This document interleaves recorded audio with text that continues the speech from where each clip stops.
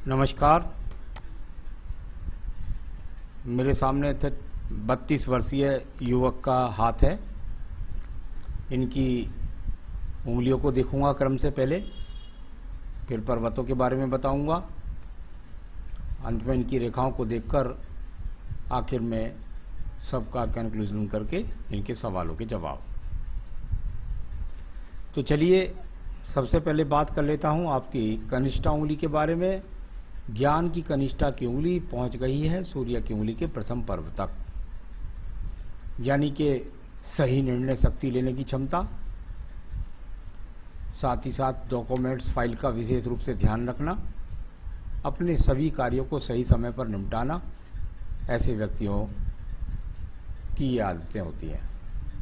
प्रथम पर्व मानसिक आपका पूरी तरीके से प्रबल है। आपके पास कोई भी उलझन आएगी उसको बहुत जल्दी सॉल्व कर लेंगे, ज़्यादा दिन उसको अपने दिमाग में बैठा करके नहीं रखेंगे। सेकंड पर्वत पर किसी प्रकार की कोई ज़्यादा राहु रेखा नहीं है। नाड़िका रेखाएं ज़्यादा बहती हुई दिखती हैं, लेकिन वो राहु रेखा नहीं होती हैं। कुल मिलाकर के यहाँ पर किसी प्रकार से क्रोध, अति क्रोध न आने के संकेत यहाँ पर देखता हूँ। थोड़ा सा एक राहु रेखा लग गई थी धन पर।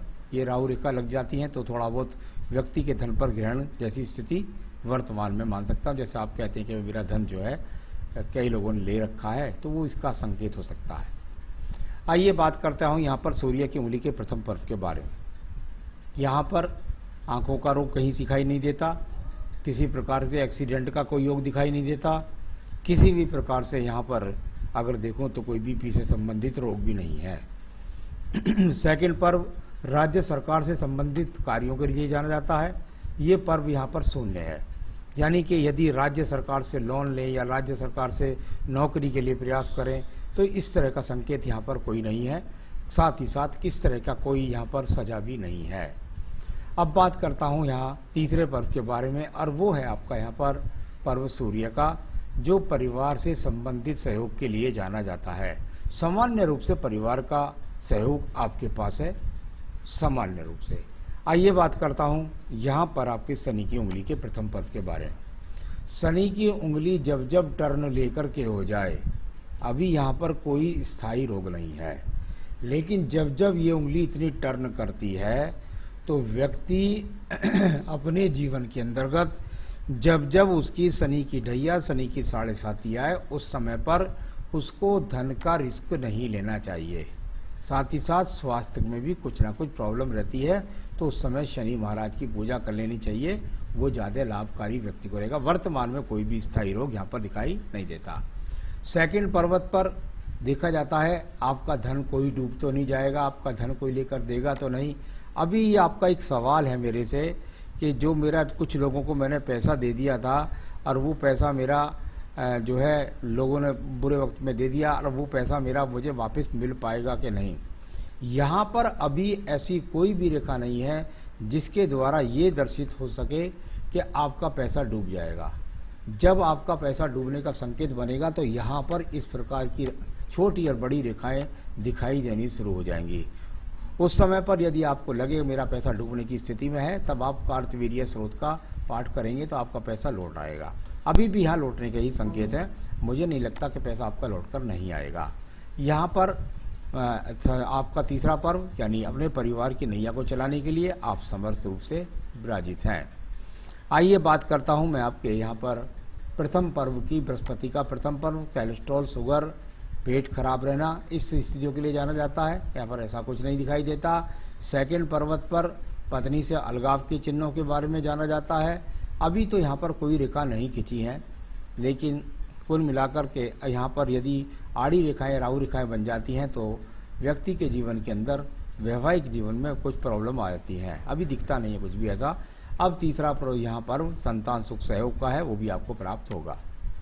आइए बात करता हूँ आपके बुध पर्व के बारे में।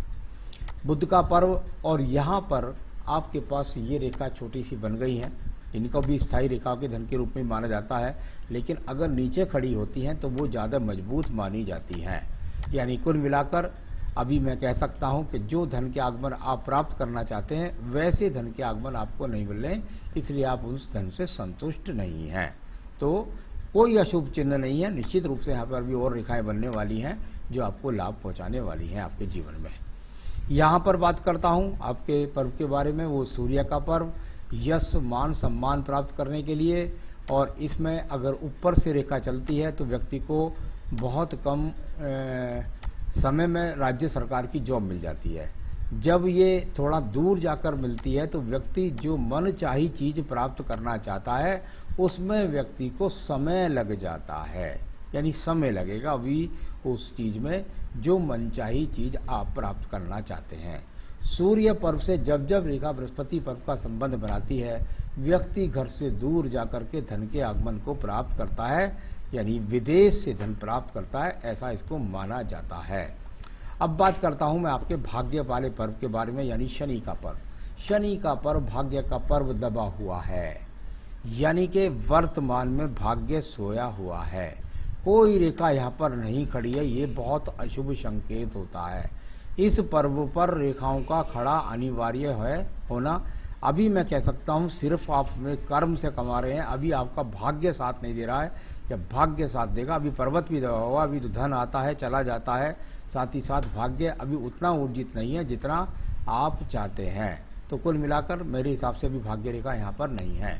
बात करता हूँ मैं आपके पर्व के बारे में, और वो पर्व है आपका बृहस्पति का पर्व। और ये ट्रायंगल से यहाँ पर बन करके पर्व की तरफ देखता है। जब जब ट्रायंगल बनकर पर्वत की तरफ देखता है, व्यक्ति की धन इच्छा भी पूर्ति होती है, लेकिन बृहस्पति पर्व में कमी होती है, यानी कि वैवाहिक जीवन में थोड़ा सा प्रॉब्लम्स व्यक्ति के जीवन में आती हैं। अब बात करते हैं इसके बाद आपकी रेखा के बारे में, और वो है आपकी हृदय रेखा। हृदय रेखा यहाँ पर यदि देखता हूँ तो सरलता सी दिखती है, थोड़ा पाउडर वाले में भी देख लेता हूँ।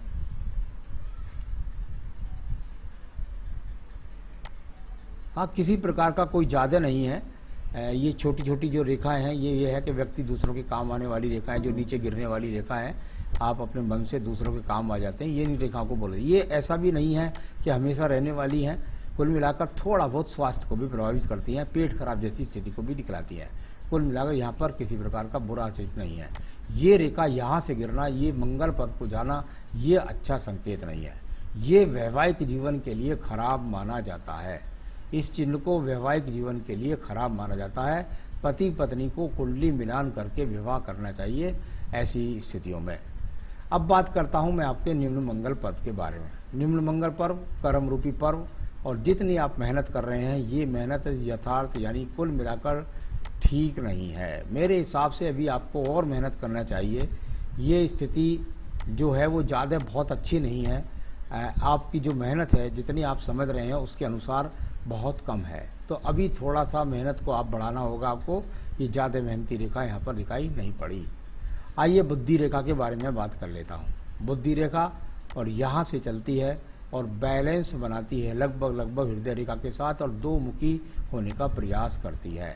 ये बहुत अच्छा संकेत हो। जब जब बुद्धि रेखा दो मुखी होती है, व्यक्ति के अंदर व्यापार का हुनर करने की और नौकरी करने का दोनों का ही हुनर प्राप्त होता है।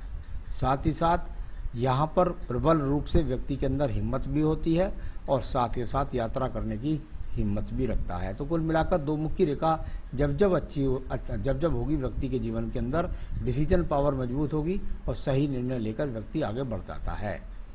अब बात करता हूँ मैं यहाँ पर आपके द्वितीय मंगल पर्व के बारे में।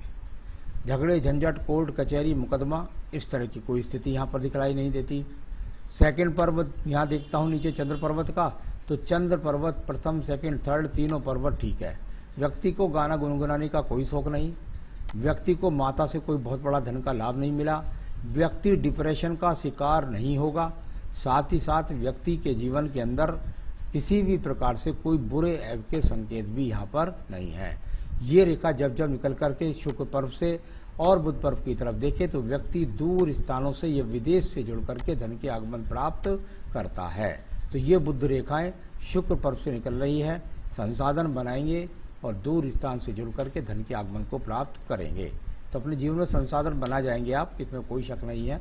थोड़ा सा 2-3 रेखा बनी है तो जीवन में हो सकता है कि आपके जीवन में 3 से 4 आपको नौकरियों में परिवर्तन का सामना करना पड़े। आइए बात करता हूं मैं आपकी रेखा के बारे में, और वो है आपके यहाँ पर भाग्य रेखा। भाग्य रेखा को यदि आप देखेंगे तो ये काफ़ी दूर से जाकर यहाँ से चलती है। हम इसको नीचे से गणित करते हैं, यानी इसका जीवन के हिसाब से अगर मैं कहूँ तो आपके जीवन में जिम्मेदारियाँ ज़्यादा हैं और लगभग आप अपने लिए जो पैसा इकट्ठा करना शुरू करेंगे वो 36 वर्ष के बाद करेंगे। अभी ये कर्म रेखा के रूप में आपकी भाग्य रेखा निरंतरता के साथ चलती हुई जा रही है, यानी मेरे हिसाब से कर्म रेखा है। अभी जब भाग्य रेखा ऊपर पर्वत पर बन जाएंगी तब आपके जीवन में धन के आगमन और तेजी के साथ बढ़ जाएंगे। तो सवालों में जवाब दूंगा मैं आपको बाकी का। आइए बात करता हूं मैं इसके बाद एक मंगल रेखा के बारे में, जो आपके जीवन में बस ज़्यादा से ज़्यादा 40 वर्ष तक है, यानी इसके बाद आपके पास में ईश्वर कृपा नहीं कह सकता हूं कि भाई आपकी मेहनत से ही आपका काम चलने वाला है। शुक्र पर्व संसाधनों का पर्व है, अभी बहुत चटकदार रेखाओं के साथ है। अभी संसाधन जिस प्रकार के आप चाहते हैं उस तरह के संसाधन आपके पास में मौजूद नहीं हैं। तो ये इस तरीके से मैंने आपकी यहाँ पर रेखाओं को पढ़ा। वायु रेखा को देख लेता हूँ, संतान रेखा दिखाई देती है एक, यहाँ पर पत्नी के हाथ से ज़्यादा पता चलता है। ये है आपकी आयु रेखा और लगभग मणिबंध के अंदर प्रवेश कर गई, यानी 80 के आसपास मैं इसको कह सकता हूँ। तो आयु रेखा की प्रॉब्लम नहीं है कुछ भी, आयु रेखा ठीक ठाक है आपके पास में।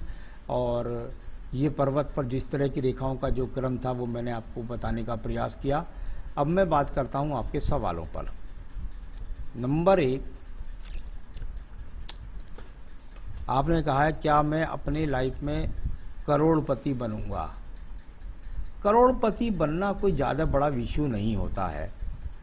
जिस प्रकार की कर्म रेखा मुझे अभी दिख रही हैं उसके हिसाब से मुझे लगता है अभी थोड़ा समय लगेगा। करोड़पति तो बन जाएंगे, उसकी कोई चिंता मुझे नहीं है, लेकिन अभी उसमें कम से कम 8-10 साल का समय लगने वाला है।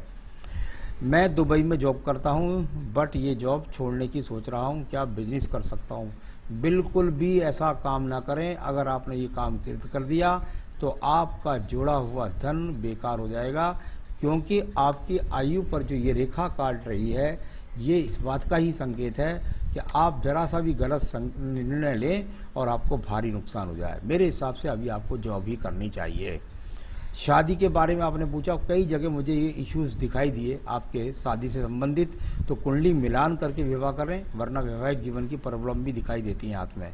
फिर भी आप 2023 तक अवश्य विवाह कर लें, वरना बाद में आपका विवाह होना मुश्किल हो जाएगा। क्या मुझे लॉटरी खेलनी चाहिए? अभी नहीं, 2023 के बाद आप छोटे रूप से खेल सकते हैं, लग भी सकती है। क्या मैं आगे कनाडा में सेटल हो पाऊंगा? मुझे नहीं लगता कि अभी आप स्थान परिवर्तन करें, क्योंकि मुझे तो अभी चिंता है कि आप कहीं व्यापार करके नुकसान ना कर लें या स्थान परिवर्तन करके नुकसान ना कर लें। कुल मिलाकर अभी तो यहाँ 5 साल तक मैं नहीं कह सकता कि आप स्थान परिवर्तन करें। तो और मैंने जो पैसा दूसरों को दिया है वो आपका अभी नहीं डूबने वाला, कहीं भी ऐसी कोई रेखा हाथ में नहीं है। तो लाइफ में स्ट्रगल के बारे में पूछा है, अभी तो आपका कर्म रेखा ही साथ दे रही है, भाग्य रेखा साथ नहीं दे रही। और कर्म रेखा में कर्म करना तो जरूरी होता है, तो कर्म कर रहे हैं, धन के आगमन में निरंतर बने रहेंगे और आगे आगे अच्छे ही बनेंगे। क्या करें आप, जो आप सही निर्णय लें और धन के आगमन भी आपके बढ़ें। तो मैं बता देता हूँ आपको, विवाह के लिए और दोनों चीज़ों के लिए आपको पहनना चाहिए इस उंगली के अंदर माणिक्य। अगर आपने माणिक्य पहन रखा है तो बिल्कुल सही है एकदम। साथ ही साथ आपको पहनना चाहिए इस उंगली में पुखराज, विवाह के लिए और धन के आगमन के स्रोतों को बढ़ाने के लिए। तो ये पुखराज पहनना है, ये माणिक्य पहनना है, दोनों अगर पहन है आपके पास तो ठीक है, नहीं है तो आप मुझसे मंगवा सकते हैं, मैं आपके स्थान तक पहुंचा सकता हूं। तो ये तो दोनों रत्न बनते हैं आपके। साथ ही साथ बस पूजा में आदित्य हृदय स्रोत का पाठ आप नित्य जरूर कर लीजिएगा। इतना कर लीजिएगा, जीवन में तरक्की उन्नति आपको प्राप्त हो, यही मेरी शुभकामनाएं हैं। नमस्कार।